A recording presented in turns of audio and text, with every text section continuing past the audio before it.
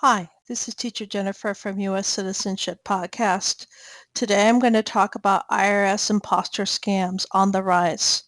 They are targeting immigrant and senior citizen communities. Let's get started. This morning I received a phone call from an IRS imposter. Let's listen to it. You have one new message and one old message, Saturday, 8:55 a.m. Services.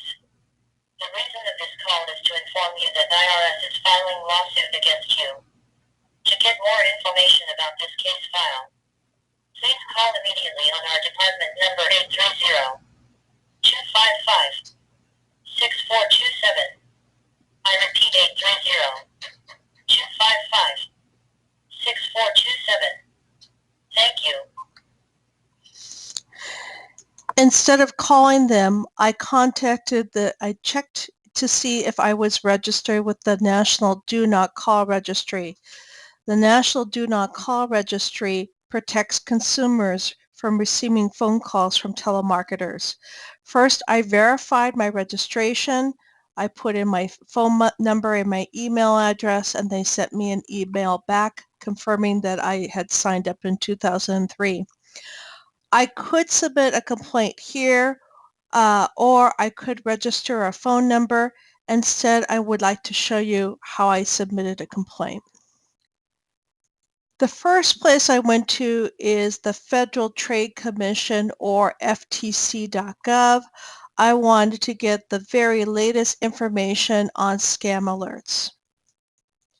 This brought me to consumerftc.gov/scam alerts. I wanted to basically see if there's anything very recently about IRS imposters. Yes, there was from September 2016, so I decided to read that blog post first. Here we go with the blog post from voicemail from an IRS imposter. You get a call or voicemail from someone claiming to be from the IRS. You're being sued, and this is your final notice, the caller says. And here they have a recording from the voicemail. Hello. This call is officially a final notice from the IRS, Internal Revenue Service. The reason of this call is to inform you that the IRS is filing a lawsuit against you.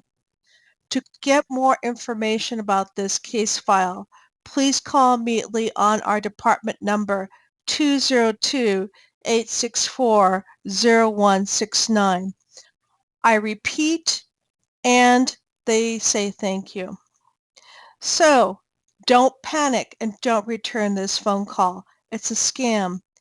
If you continue later through this blog post, they direct you to an infographic about IRS imposter scams. The Internal Revenue Service is a government agency that collects taxes. Think of your tax form 1040 that we submit on April the 15th. Scammers pretend to be IRS officials to get you to send them money. I also know of certain situations where they pretend to be USCIS officers as well. They're going to say you owe us taxes, and this is how scams work. First of all, you get a call. The caller ID might show that it is the IRS calling, and indeed, my caller ID did say it was the Internal Revenue Service. The caller might give a badge number and know the last 4 digits of your Social Security number. This person did not identify themselves and did not identify me by name or my Social Security number. You're told that you owe money. You better pay now or you'll be arrested. Some of my students have reported that they will be deported. Some senior citizens have been reported that their funds will be confiscated and that they would end up being put into a care facility. And they're demanded that we put money on a prepaid debit card or wire it to us. So what happens if you pay? You find out that it wasn't the IRS, that it was a scam, and your money is gone. So now let's learn about the warning signs. There's two. First of all, how would the IRS or even the USCIS normally contact you? Would they contact you by phone? No, they would not. Would they contact you by email? No, they would not. Would they contact you by mail? Yes, they would. IRS and USCIS usually initiates contact through mail. Of course, you can opt in for email alerts, but you have to specifically choose to do that. Again, they are going to contact you through mail. How will the IRS ask you to pay? First of all, would they ask you to prepay with a debit card or an iTunes card or through Bitcoins? They will not do that. Will they ask you to transfer money? No, they will not. IRS won't require a specific type of payment. So is that true? Yes, it is true. Of course, you can sign up to pay through a credit card. Again, you have to submit a specific government form through the IRS or through USCIS, and that would accompany your credit card payment. What do you do if you get a call? First of all, do not give them any information, financial or personal information, or even confirm that you're the person that they want to speak to. Secondly, write down the name and number of the caller. You should hang up immediately. Contact the IRS directly if you have any concern that it might be an IRS officer. You want to make sure. Call them at 800-829-1040, and again, we'll talk about that a little bit more in a couple minutes. We report the phone call. This morning, we're going to report it first to FTC.gov/complaint, or we can contact the Treasury Inspector General for Tax Administration.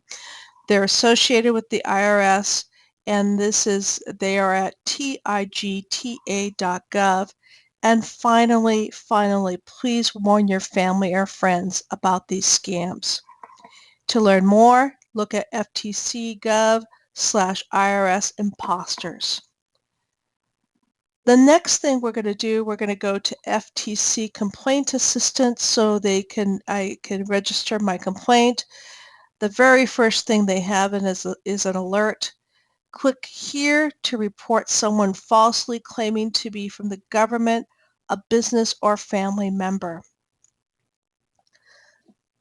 So now they're going to have 6 screens that I will go through to file my complaint. They're very easy, very quick. Please do not worry about it.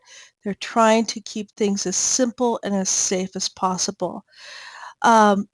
You can go through, they're going to ask about getting started, complaint details, etc.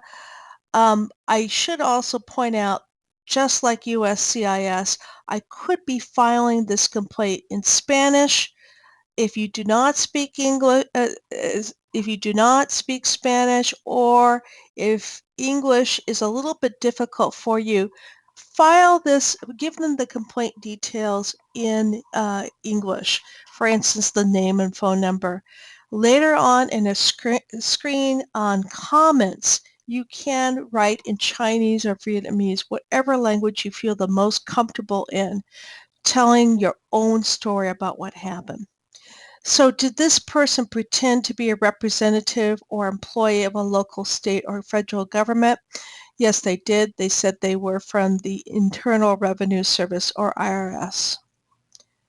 Secondly, they're going to tell us that in a few moments you will be able to tell your story in your own words or your own language, but first they want to collect some information.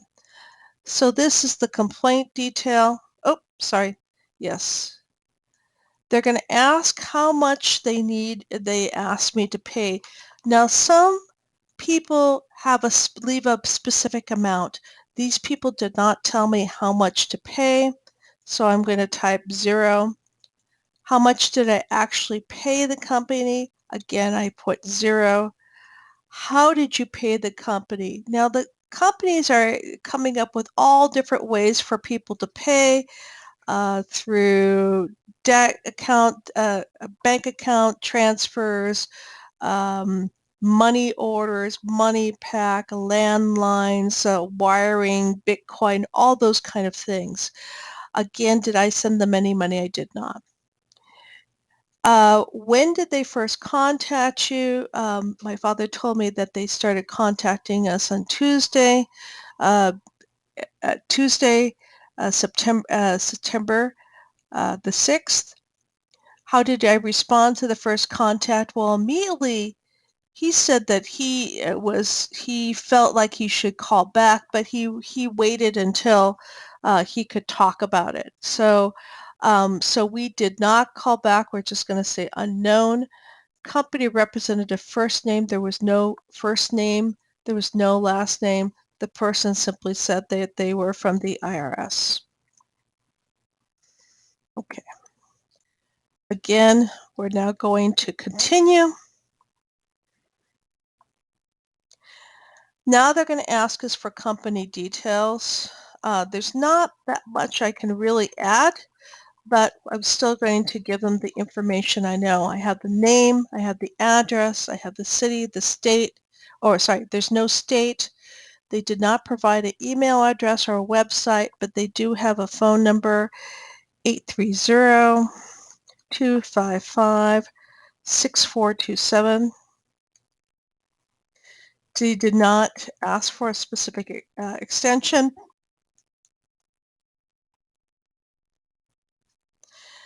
Now they're going to collect some information about myself, the consumer.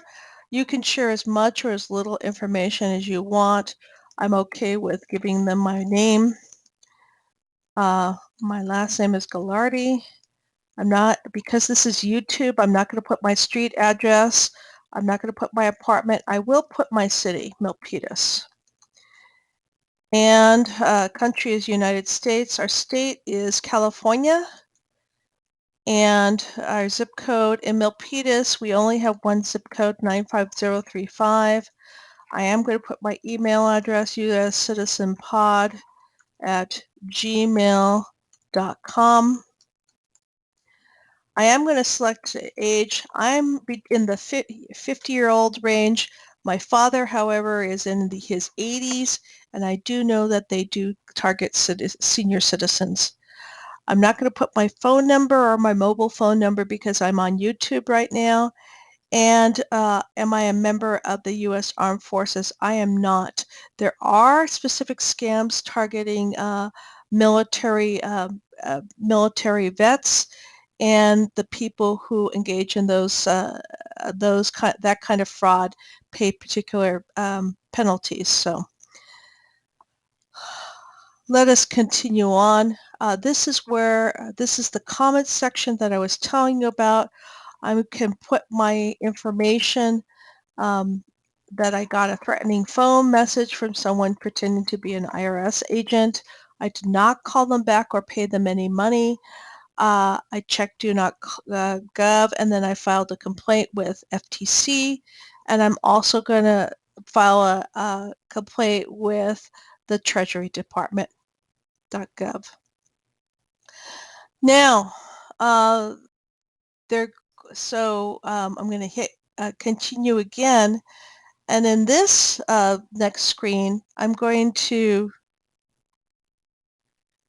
they're going to give me a PIN number, which is very interesting. So here sorry, not going to give me a PIN number yet. Here I can review my information, make sure that everything is correct.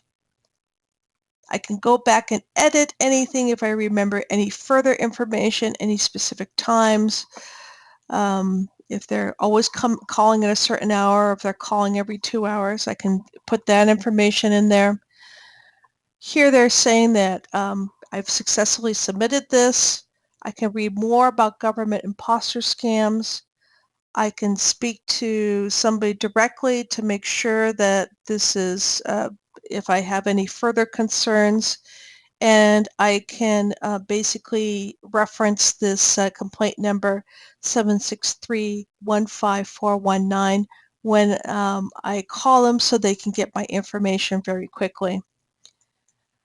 I also can go to Treasury, the TIGTA. This is associated with the Internal Revenue Service. This is the Treasury Inspector General for Tax Administration. Instead of having a multiple part screen system that like the FTC, they only have one page to put the information, very similar to FTC. However, they have two things that are very unique. They ask you to create a five-digit PIN number, basically first of all, they're saying you can't submit this without putting that PIN number. Why do they want the PIN number? In case a Treasury special agent contacts you about your complaint, please request the personalized PIN number for confirmation. Please take caution if the person does not know the PIN number.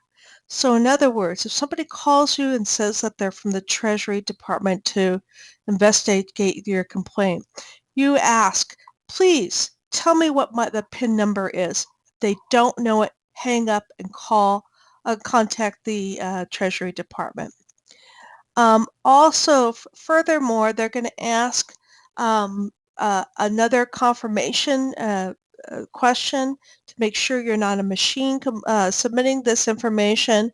They're going to ask things about colors. They've asked things about food. This one is they're asking a simple math problem. So that's about it. So let's review. I was contacted by government imposter today who said they're from the IRS. I looked at the National Do Not Call Registry. I made sure that my phone number was registered, and I received a confirmation confirmation through email that I was registered with the registry. I looked at the Federal Trade Commission